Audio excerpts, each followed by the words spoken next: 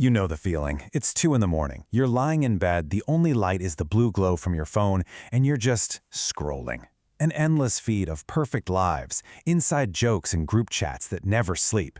You're surrounded by people, by voices, but there's this weirdly hollow feeling, right? Like you're connected to everybody and everything, but not really with anyone. If that sounds even a little bit familiar, then this is for you. Look, it's easy for other people to see these behaviors and call it fragility or addiction or something's wrong with you. But here's the big idea we're going to unpack today, and it's a total reframe. You are not lazy, and you are not broken. What we're going to do is explore the psychology of a generation that was handed a world with no instruction manual, and we're going to see how what looks like weakness is actually a pretty incredible story of survival. So let's just tear the Band-Aid off and start with the biggest knock on Gen Z. This idea that you're lazy, that there's no ambition. We hear all these buzzwords like quiet quitting, and the story is always about apathy. But what if that's not the story at all? What if it's something way, way smarter? I mean, this slide lays it out perfectly. Gen Z grew up watching the old promise just shatter. The whole idea of work hard, stay loyal, and the company will have your back, they saw that crumble. They saw their parents get laid off. They saw companies that preach, we're a family 1 minute, and then fire people in a cold 10-minute Zoom call the next. So really, why on earth would you burn yourself out for a system where the odds are so clearly stacked against you? It's not a rejection of hard work, it's a rejection of being taken for a ride.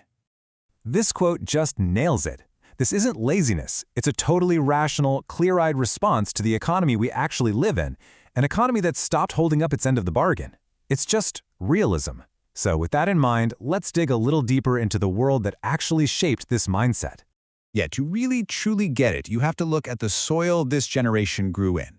Because the unique mix of what was happening in the world and what was happening to our brains is absolutely crucial for understanding the why behind it all.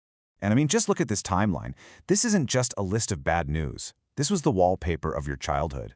This is the first generation that had uncertainty baked into their bones from the start. Practicing what to do if a shooter came to your school before you even learned long division. Watching adults talk about climate change not as a distant threat, but as your future. Constant crisis wasn't the exception, it was just the air you breathed. And that constant hum of anxiety was in the home too. You had parents who were stretched thinner than ever before, where 2 incomes wasn't a choice, it was a necessity just to stay afloat. And here's the thing. A kid doesn't see their stressed out parent and think, wow, mom and dad are really overwhelmed by systemic economic pressure. No, a kid internalizes it. They think my needs are a burden, I am too much. And so you learn to swallow your worries. This is just such a beautiful way to put it. That sensitivity people might call being soft, it's not a flaw, it's a highly developed skill. It's a radar you built to survive in rooms where you had to read the energy because the feelings were never actually spoken out loud. It's a superpower, really. But the home wasn't the only room you were in. The biggest, most influential one was the algorithm. Your brain literally grew up and wired itself around a smartphone.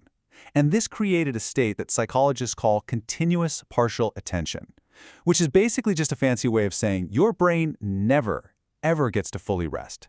It's like having 20 tabs open in your mind all the time. And you gotta understand, this has a real physical cost.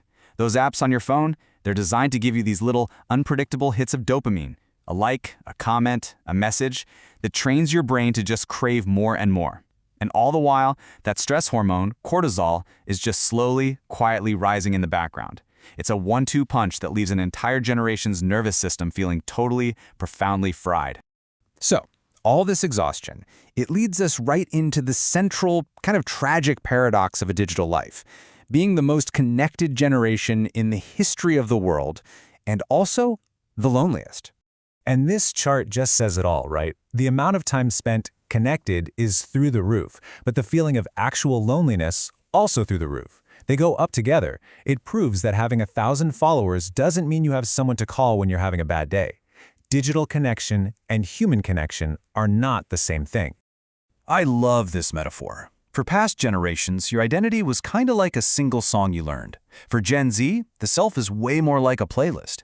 It's fluid, you're constantly adding new tracks, changing the order, getting recommendations. But man, being the DJ for your own identity 24/7, performing it for everyone online, that is an exhausting amount of pressure. So, with all this pressure, How do you cope? How do you just get through the day? Well, what we start to see are these quiet survival patterns, these archetypes that people adopt to navigate such a loud and demanding world. See if any of these feel familiar. First, you've got the anxious chaser, always online, looking for that next hit of validation, but feeling empty the second the screen goes dark. Then there's the avoidant armor, the person who learned early on that needing people is dangerous, so they make independence their entire personality. It's a shield. And finally, the fragmented chameleon, who is just so tired from trying to be the perfect, filtered, curated version of themselves that lives online. Okay, I know a lot of that sounds pretty heavy, pretty bleak, but here's where the whole story pivots. Because this is not a tragedy. It's actually a story about empowerment. It's about a radical, powerful new definition of what it actually means to be strong. This just captures the shift perfectly. The old way, the boomer way, it was all about the clenched jaw. You just grit your teeth, you survive, and you deal with your feelings later, maybe. The new model of resilience, it's the exact opposite. It's feeling your feelings first so that you can survive. It redefines strength not as ignoring pain, but as having the incredible courage to say out loud, you know what, I'm not okay. And that is why there's such a focus on mental health. It's not a trend. It's a deep, core understanding that unspoken pain doesn't just go away. It goes down into the basement of your mind, and it starts messing with the entire foundation of the house.